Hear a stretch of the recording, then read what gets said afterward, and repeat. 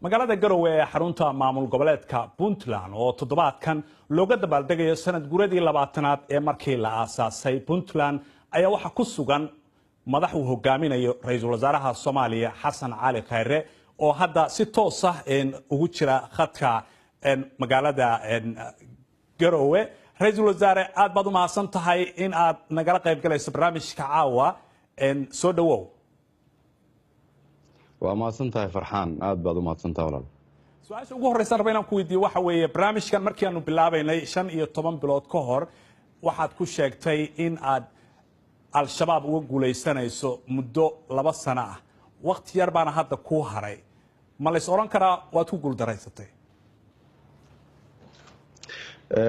maya markii aan barnaamijka furnay waxaan idin sheegay inaan bilownay shaqooyin ah sidii dib loogu habeyn lahaa ciidamada Soomaaliyeed. waxaan qabanay shaqooyin aad u badan oo ay ka mid tahay in ciidamada dib loo tiriyo, in la register gareeyo, in ciidamada qoritaan lagu sameeyo, in markii ugu horeysay tababar dalka gudahooda looga sameeyo, in askari walba oo aan leenahay uu leeyahay registration cusub, in sharci xaqsiina ku sameynay oo askari meel kale in la qalabeeyo, in xerooyin loo dhiso. marka waxay maraysaa meeshii ugu fiicneed, laakiin ogsoonow waqtiga waddankan wuxuu soo maray waqti dheer shaqo aasaas ah oo saldhig ah ayaan ka bilownay. waxaan rajaynayaa inay si fiican u soo dhamaan doonto. laakiin ra'iisul wasaare ciidanka naftirkiisa soo hadal qaaday waxaad tiri ciidan tayale baanu dhisaynaa, welina taas ma haysaan Soomaa?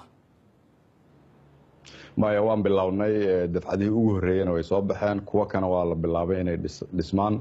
annaga iyo dowlad goboleedana waa ka wada shaqeynaa.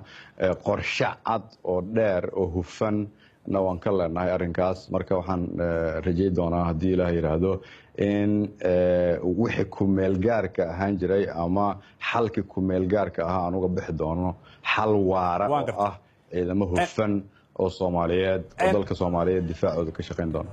ra'iisul wasaare xagee idin maraya qorshihii AMISOM ciidamadan midowga Afrika ay uga baxay lahaayeen Soomaaliya muddaad u qabsatay xitaa iyada qudheeda?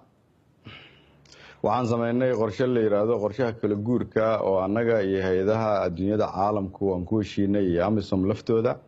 qorshahaas isaga ah aan ku heshiinay waxaa laga ansixiyay golaha wasiirada, waxaa laga ansixiyay dowlad goboleedyada, waxaa laga ansixiyay midowga Yurub, waxaa ansixiyay hay'adaha dalalka dunida oo nala shaqeeya oo dhan oo ay ku jiraan dowladaha ku deeqay inay dalkan Soomaaliya ciidamo ka joogaan, kaasoo u qorshaysan sidii loo tayeyn lahaa, loo tababari lahaa, loo dhisi lahaa ciidan Soomaaliyeed, ciidamada AMISOMna ay uga bixi lahaayeen mustaqbalka. marka waxa weeyaan qorshe dhammaystiran oo kow ilaa meesha uu ku dhammaan lahaa ah, oo ah goormee laga baxaya, goobtee laga baxaya, meelaha hadda noo qorshaysan oo ugu horeeyana way qorshaysan yihiin, wayna ku qoran yihiin, mar dhowna waad maqli doontaan. mar raba inaan halkan ka sheego. waan gartay. ra'iisul wasaare hadda waxaad ku sugan tahay Garowe, waxaad u joogtaa isaan filayo dabaaldega 20 guurada. waxaadna ku tilmaantay daraad markii aad shalay ka degtay Garowe inay tahay hooyadii Puntland federaalka. haddana saas oo tahay dadka Soomaalida waxay og yihiin in tension ama xiisad ay ka dhaxayso oo xitaa aan gacan ku hayn. ma la isdhihi karaa martibaad ku tahay Garowe?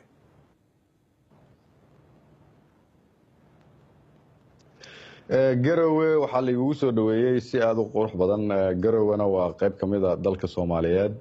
aniga iyo wafdigan hogaaminayay waxaa ku soo dhaweeyay kumanaan Soomaaliyeed oo isu soo baxay oo muujinaya dareenka ay u qabaan dowladnimada iyo dad Soomaaliyeed oo rajeynaya in dalkoodu uu noqdo dal la mid ah dalalka dunida ama ka wanaagsan. halkan waxaa ka muuqatay marka shucuur Soomaalinimo, shucuur wadaninimo, shucuur dowlad jacayl.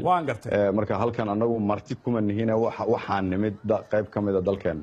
laakiin goormay ka hirgalayaan? ilaa federaalki waa in dowladii dhexe hay'adaheedii ay ka howlgalaan. marka wax xafiisyo ah kuma lihidiin, danahooda iska qabsadaan, heshiisyo caalami bay la galaan dowlado kale. marka inaadan shuqul isku lahayn soo ma eka? maya waxaan u malaynayaa inay aad kaaga khaldan tahay. waxaan leenahay xiriir dhow, wada shaqayn dhow. maantay markii aan soo booqday wasaaradihii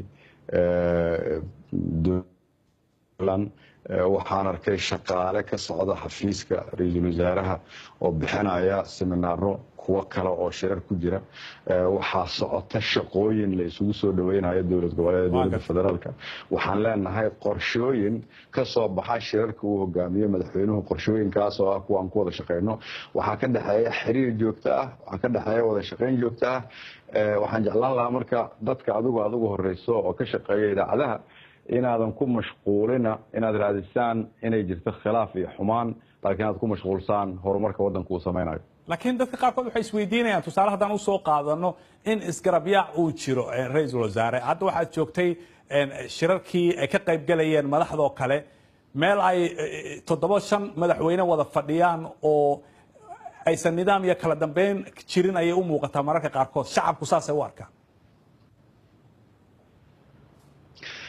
shacabka Soomaaliyeed oo adigu qayb ka tahay waxaan ku baraarujinayaa dalkeena inuu soo maray waqti aad u dhib badan marxalado aad u adag marxaladahaas in laga gudbo waxay u baahan tahay faham waxay u baahan tahay dulqaad waxay u baahan tahay samir waxay u baahan tahay inaan aqbalno wixii naga dumay ku dhawaad 30 sano aan sanad iyo laba loo dhisi karin waxay u baahan tahay inaan fahmno inaan jeexno aasaas dhab ah kaasoo nagu ridaaya dariiqa saxda ah mustaqbalka aad iyo aad baad u mahadsan tahay ra-iisul wasaaraha Soomaaliya oo si toos ah waa Xasan Cali Khayre aad buu mahadsan yahay oo nooga waramayay magaalada Garowe si toos ah barnaamijka marti noogu ah aad baad u mahadsan tahay ra-iisul wasaare